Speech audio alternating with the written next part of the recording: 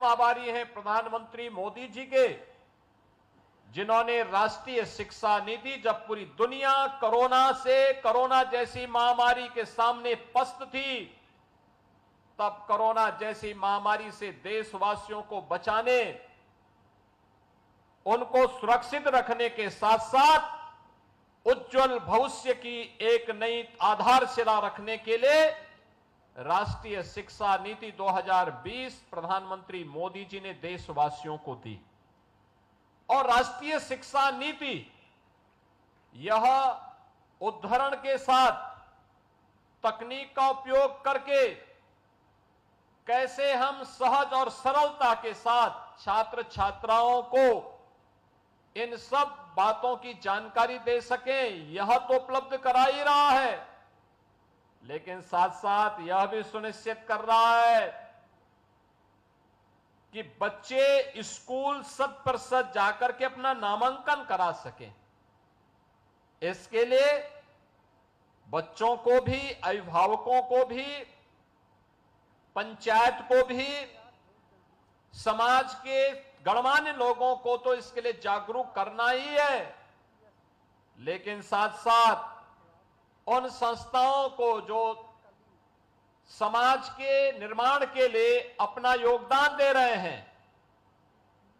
जिन्होंने सामाजिक प्रतिबद्धता को समझा है, उनके सीएसआर मत से भी हम लोग इसमें सहयोग लेकर के इस पूरे कार्यक्रम को सफलता की नई ऊंचाई तक पहुंचाने का काम करेंगे। और मुझे प्रसन्नता है, यद्यपि 2017 से विद्यालयों में जो बच्चे पहले तो एडमिशन नहीं ले पाते हैं, एडमिशन लेते हैं तो उसमें से आधे बच्चे ऐसे होते थे एडमिशन लेने के बाद फिर स्कूल नहीं जाते थे। अगर किसी ने तीसरी, चौथी या 5वीं क्लास पास कर ली तो उसके बाद वो 6ठी क्लास में एडमिशन नहीं ले पाता था। 6ठी, 7वीं, 8वीं क्लास भी उसने पास कर ली तो 9वीं में एडमिशन नहीं लेता था। यानी परिणाम क्या था कि 9वीं क्लास में एडमिशन लेने वालों की संख्या पहली क्लास में एडमिशन लेने वालों की संख्या की तुलना में आधी रह जाती थी। हाई स्कूल के बाद जब सीनियर सेकेंडरी स्तर पर जाता था, इंटरमीडिएट के लिए आता था, उसमें भी कमी आ जाती थी और अंततः स्नातक करने वालों की संख्या 25 से 30% मात्र रह पाती थी और उसमें भी क्वालिटी का ध्यान नहीं दिया जाता था। आज एक तरफ हम लोगों ने 2017 में प्रारंभ किया पहले स्कूल चलो अभियान। स्कूल चलो अभियान में जो सबसे अच्छा परिणाम आया कि अकेले उत्तर प्रदेश के अंदर हम लोगों ने देखा कि लगभग 58 से 60 लाख बच्चे नए बढ़े थे, जिन लोगों को हमें बेसिक शिक्षा परिषद के स्कूलों में एडमिशन कराने में सफलता प्राप्त हुई।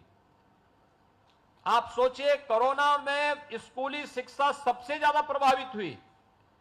लेकिन 1,34,00,000 से बढ़कर के छात्रों की संख्या उत्तर प्रदेश बेसिक शिक्षा परिषद में 1,92,00,000 पहुंच गई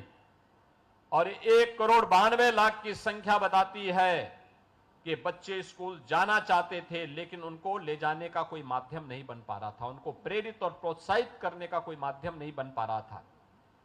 फिर इन बच्चों के लिए हम कुछ कार्यक्रम अपना आगे बढ़ा सकें, इसके लिए सरकार ने प्रारंभ किया।